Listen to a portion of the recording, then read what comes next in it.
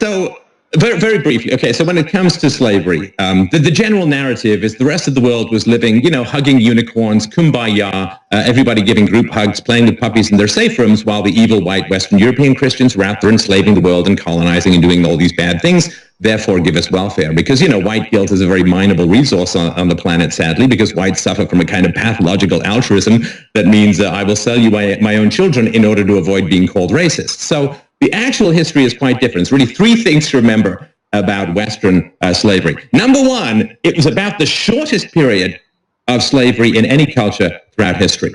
Slavery was indigenous to African and Arab countries before it made its way to Europe. Slavery was widely practiced by the American Indians long before Columbus came to the New World. Ethiopia had slavery until, 1942. Saudi Arabia until 1962. Peru until 68, India until 76, and Mauritania until 1980. So it was not very long. The big peak of Christian slavery, 1519, 1815, that was sort of the peak period. There have, however, been 14 centuries of Arabic or Muslim slavery, and it's hard to know exactly because the records were mostly castrated and killed, but it was about 150 million African people, about 50 million from other parts of the world, vastly exceeding anything. I forgot, the Muslim slavery, they cut the penis and genitals off the men.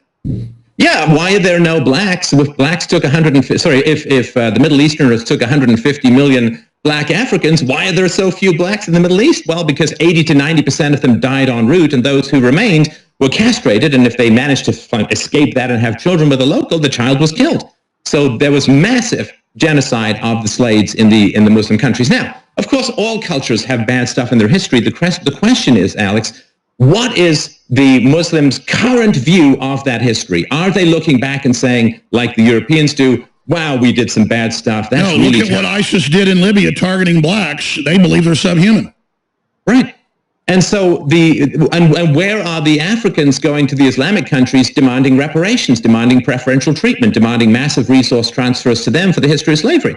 Because I don't think the Muslims feel a huge amount of guilt, at least according to what I've read. I'm sure some individuals do, but there's not that same navel-gazing, looking in the mirror saying, ooh, me bad, well, the left also spins it, when I brought this up in college, to throw this in, and says it was different slavery in the Middle East and Africa. It was loving, like family. No, it's what you see with women chained up in houses with hoods on their heads. It's beyond what happened in most Western plantations, which I'm not defending. I'm just sick of, the abject sex slavery, white slavery of the Arabs is legendary.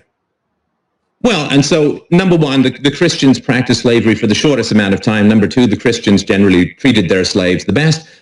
But number three, which is also not insignificant, Christians ended slavery all around the world. I mean, that they fought, they bled, they died. The British invaded a bunch of countries, took thousands of ships, you name it, would blow your ship up if you had slaves.